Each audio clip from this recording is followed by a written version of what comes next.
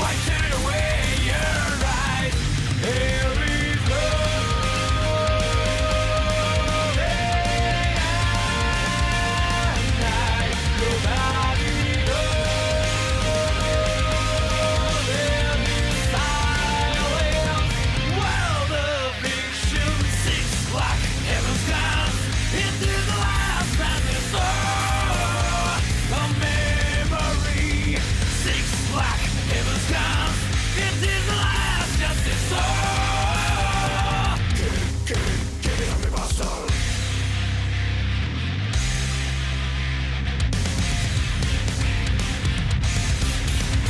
Guilty Gear is so sick. To me, it stands out from other fighting games in a way that is so unique. I first got into the series through its music and watching the story on YouTube. Compared to now, I wasn't super into the fighting game genre. The only ones I played were Smash and whatever everyone else was playing at parties or hangouts. The first game I played was Strive. The visuals, music, sounds, gameplay, the characters all came together for me in a way that I hadn't experienced with other fighting games. Most importantly, Strive motivated me to learn about the fighting game genre and inspired me to get into other fighting games as well. I learned combos, matchups, and frame data. I learned all the terminology I could, like numpad notation, fuzzy blocking, meaties, plus and minus on block, neutral, air to air, American reset. I wanted to get good. And after hundreds of hours across different fighting games, I can confidently say, I'm pretty sure I'm getting there. Yo, chill. Oh my god! The series has accumulated a bunch of different games over the years, but for the purposes of this video, I'm just going to be looking at the games I own, those being Missing Link, Accent Core, Rev 2, and Strive, and we'll look at how the series changed over time, and hopefully get some new people to pick up the series. Something I want to note is that some of the points I make in this video make it sound like Guilty Gear was the first or only fighting game that does something, and that I'm blowing it up too much. I just want to say that I acknowledge that other games of the same genre do the same things Guilty Gear does. I just think Guilty Gear is a unique case and that I like the way it handles these aspects found in other games. Also, I want to mention how this isn't coming from someone who's some major expert on the genre. I just want to talk about these games from the perspective of someone who got into the series not solely because it was a cool fighting game, but just being interested in it for being a game I thought I would join in general. The first thing I want to talk about is Guilty Gear's roster of characters. Like almost every fighting game series, the roster has expanded greatly since the first game, and has recurring characters and new characters every game.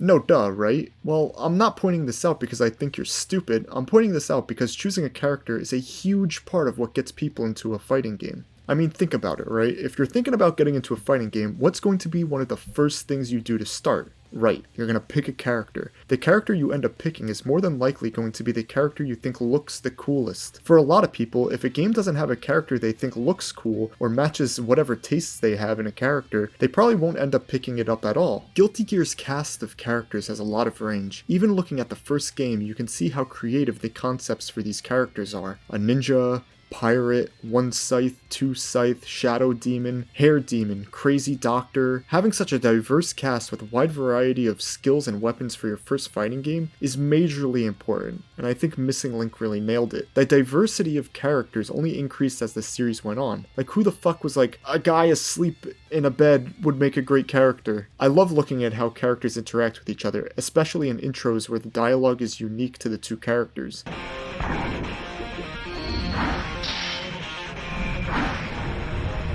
少しはマシになった。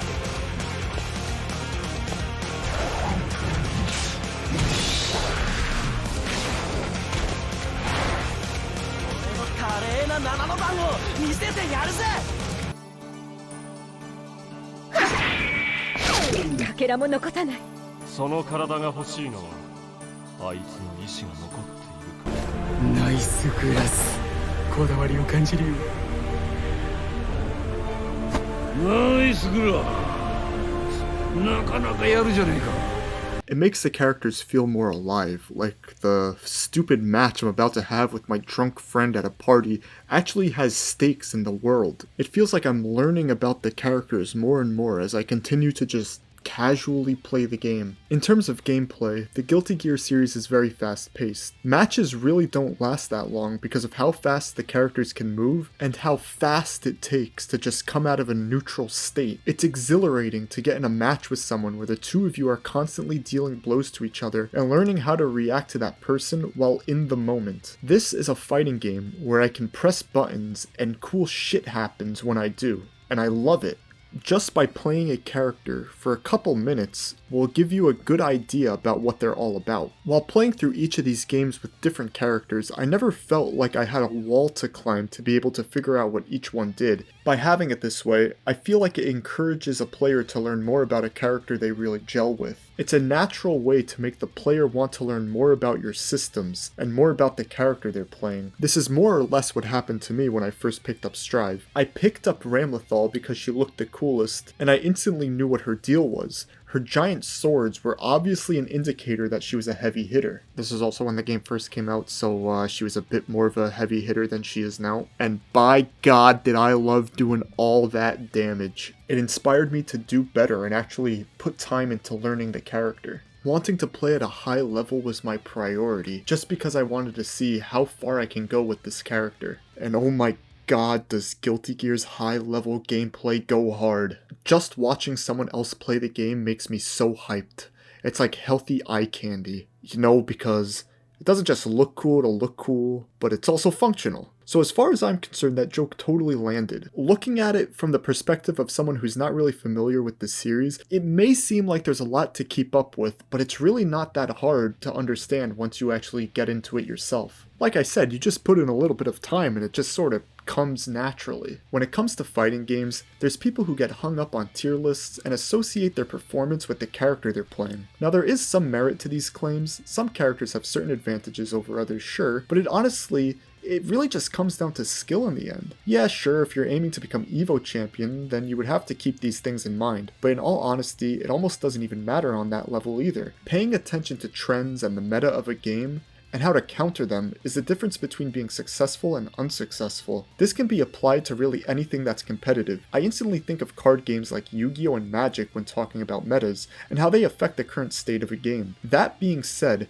Guilty Gear, especially Strive, has a really balanced roster of characters that anyone can get a lot of mileage out of no matter what character they pick up, but that really shouldn't matter. The character you pick should be the one that you just think looks cool and plays cool, so that way you can experience the game in the most fun way possible. Unless you just really like winning and want any advantage you can get no matter what, in which case fuck anything I'm talking about right now. Part of the reason these games look as cool as they do is just because of some of the visual effects that are at play here. Not only do they just make the game generally more exciting to look at, but I also feel like there's a little more going on under the hood. The visual indicators that show an attack landing is so satisfying, and the announcer saying counter urges me to continue laying the beat down on whoever it is I'm playing against. The effect that's shown when a hit is blocked is a dull, rounded blue shape to really signify that you did not, in fact, pummel the other guy's brain inside out. Contrasted with the sharp red lightning bolt-esque shapes that appear when you actually do land a hit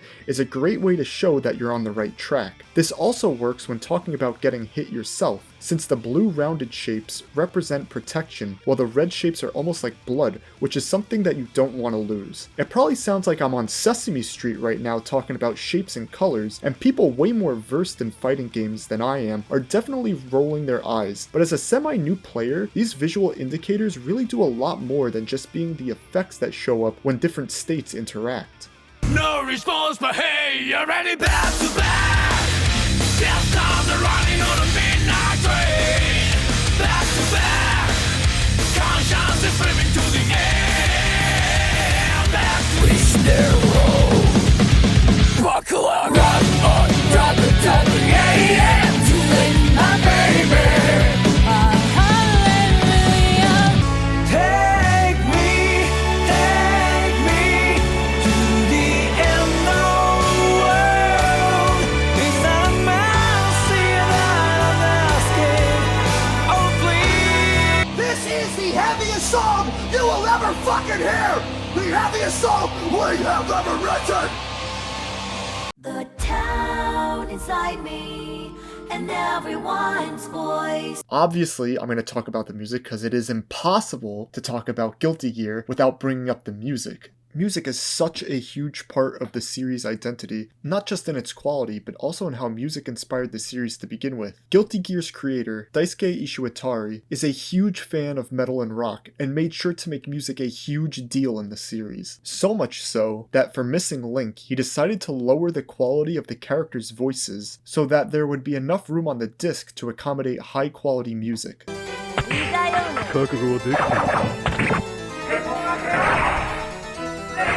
Every character references a band in some way. It would take too long to go over all of them, but the most notable would have to be the main character Soul Bad Guy, who is chock full of Queen references. Each character's theme captures what they're all about. This is true among every game. Soul's themes are all rock and roll to capture his wild rebelliousness. Kai's themes are more elegant, even sporting a church organ in some of his songs. The way their themes contrast from one another signifies their rivalry through more than just the writing.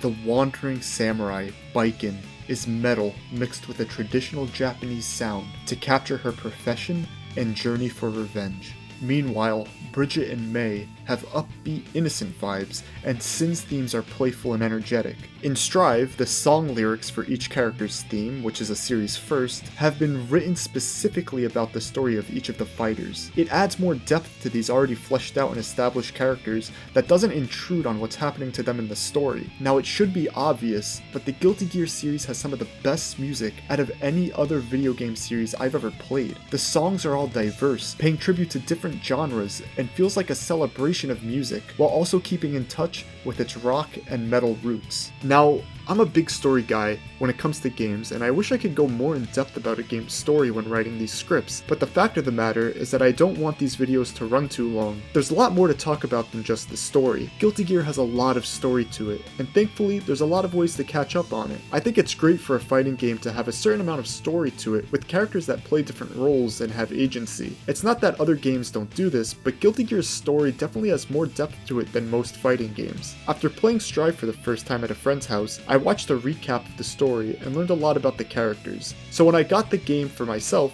I looked at the cast like, yeah, I know these guys. This goes back to what I was saying before about character interactions. The unique intro cutscenes feel more personal and interesting when the backstory behind the two combatants is more than just, oh yeah, they're rivals. My only problem with the story is how it's presented, especially in later entries. In these entries, the story is basically a 3 to 4 hour movie. There's no game to play, and I think that's a shame. In my opinion, a story mode for a game should have some of its gameplay woven into it somehow. I, of course, think of Super Smash Bros. Brawl's Subspace Emissary when it comes to a story in a fighting game. Sure, the story's in some crazy narrative, but I think as a single-player experience, it's really cool. Now, I'm not saying Guilty Gear's story mode has to be exactly like Subspace Emissary, but what I am saying is that it would make for a way more memorable single-player experience. One idea that I think would be interesting to see would to have the story mode be a kind of 2D side-scrolling beat-em-up. The levels change as the story goes on, and you face swarms of enemies as different characters as they appear. At the end of the level, there can be a boss or something, and maybe you can have upgrades akin to Super Smash Bros. Ultimate Spirit system. Oh, and while they're at it, maybe they could make this mode be another way to get unlockables instead of locking them behind the fucking fishing minigame! Not that you can even call it that. Wow! Fishing is so fucking cool. I love how hard it is to get a song I really want because it costs 2,000 in-game dollars, and the only guarantee of getting something new is when I have 10 or more of another in-game currency, and I especially love it when my guaranteed new item is like color 3 of Zato's cock ring. Like in Strive, there's the digital figure mode where you can place models from the game and make your own little scenario, as if you're playing with action figures. When this first came out, people came up with some really creative things, but one of the major problems with this mode is that the models have to be obtained by fishing, which means having to play online whether you like it or not. In my opinion, these leisurely type of modes should be separate from the main game. This is a mode where you can dick around after getting your ass kicked in the tower. Instead, you need to make some dough to buy your anime figures, just like in real life, unfortunately. Getting money in this game isn't that hard. You can play in the park for a few matches and come away with enough money to get some guaranteed pulls. But getting repeat pulls of models you already have is very possible. Like, imagine you wanted to make a stage in the stage builder in Super Smash Bros. Ultimate, but you have to unlock the concrete material by getting a certain distance in the home run contest. Maybe they're artificially trying to boost playtimes? So if that's the case, just inflate the playtime by doing what I just suggested to do with the story. I think there's a lot to think about here. And considering fighting games don't really have super diverse single player experiences other than playing the same mode with a different name, I think it could make the series stand out more from other fighting games in a unique way. The single player experience that is in the game is pretty much what you would find in any other fighting game, that being modes like Arcade, Endless, and Training. In Missing Link, the arcade mode is really straightforward and is the only way you can get the 3 locked characters in the game, the characters being Testament, Justice, and Baiken. I love unlockable characters in fighting games. They're the ultimate reward for really investing a lot of time in a game. I understand how nowadays it makes sense just to have all the characters available, that way you can just pick them as soon as you get the game and start practicing. But I think if you lock them behind something reasonable, you can get the player to really strive to accomplish a goal within the game other than practicing to get better, which is probably the last thing I'd say about the unlockable characters in Missing Link. To unlock Testament, Justice, and Baiken, you have to go through the entire cast of characters without losing once. The fights get harder the further you go, and the computer can sometimes insta-kill you, making you have to start over from the very beginning. It sounds simple enough, but once you get to Testament, it becomes insane. Unlocking these characters is definitely up there as being one of the hardest things I've done in a video game. It is absolutely crushing to get so far only to get demolished right before the finish line and having to start all over again. However, there is a way to cheese this. What you want to do is set up another controller while you play. If you're about to die, press start on the second controller and you'll go into another match with the second player. Beat the second player, and then you'll be able to restart the match you were on in arcade mode. You have to press start just before you die though, or else it won't work. By doing this, you essentially have a checkpoint system. If everything goes right and you've beaten every single fighter, including Testament and Justice, without losing one duel, you will be presented with a match against Baiken. I've heard that you have unlimited tries to beat her, and that just beating her regularly is enough to unlock her, but I don't know for sure since when I fought her, I beat her 2-0 on my first try because I'm so cool. Everything in these games are well animated and is accompanied by equally amazing sound design. Putting these two together really makes it feel like I'm actually cleaving my 2 gigantic swords into the skull of my opponent. The HUD really pops out at you to make sure you're paying attention. I really like how the HUD looks in Accent Core and Rev 2. They really fit with the aesthetic and are just visually appealing overall. Health bars and meters are something that you are constantly looking at throughout the match, so it makes sense to make them look as nice as possible. There shouldn't be any messing around with gauges, to be honest. A good meter should give you all the information you need just by looking at it for a split second. This also applies to other games as well. RPGs utilize easy to read UIs so that the player can just go ahead and make a decision with the information that is immediately presented to them. However, I do believe there is such a thing as too simple. Guilty Gear Strive's HUD clearly goes for a more minimalistic approach and is my least favorite HUD out of these 4 games. It still does its job well, and this is honestly more of a nitpick than anything else, but I still think it's worth talking about because it's an issue I have with minimalistic designs overall. Comparing Strive's HUD to those of past entries, you can see how straightforward the design is. The health bars and meters are straight lines. Looking at Rev 2's HUD, you can see how the health bar thins out as you lose health. I love this, because it's a very creative way to signify that you are running out of health, since the health bar itself is physically getting smaller as you take hits. The changing colors work well too. Your health turning red is a very clear visual indicator that you're getting messed up. It's not like I hate minimalism. Some of my favorite games use minimalistic choices for their designs, but sometimes it seems as though these choices are implemented just to get a job done and forego any visual flair that would otherwise further improve a boring looking functional menu or HUD. Guilty Gear is a really inspiring work on a number of levels. It's an amazing series of fighting games that is interesting no matter which game you decide to pick up. It has music that will keep you thinking about it even when you've been away from the games for some time, and a story with characters that you can get invested in. As for which game to start with, I would recommend Strive. but really, each one has pretty strong player counts, so you really can't go wrong with any of them. As I'm writing this, the online aspects of Strive are not being looked at in a favorable light by its community. It's not the worst thing in the world, it's still functional and shouldn't make you shy away from trying to play this way. The ranked system works based on a set win and loss rate. What this means is that if you get lucky and win a certain amount of times as a new player, you can get up to the highest ranking in the tower only to be beat down by people who actually have the skill to be up that high. This is interesting to me because in my opinion, this creates a kind of illusion, or delusion I guess you can say, about how a player may interpret their skill. Pairing this with what I said about skill and meta, and you get an interesting community for players to say the least. Of course it would be for the best if these systems worked in a more stable way, but I don't think this should turn you away if you were thinking of picking up Strive as a way to get into the series or the fighting game genre. Some people might say that Strive has an awkward barrier of entry and isn't very beginner friendly, but I think if I was able to understand it as much as I did when I first started playing it, you'll probably be fine. If fighting games aren't really your thing, but you're still interested in the series, there's tons of resources available to catch up with the story and learn about the characters. There's even the music that's worth listening to if you don't really care about video games. See, this is what I'm talking about. There's just so much to appreciate from Guilty Gear that it seems like anyone expecting something from it will walk away satisfied in one way or another.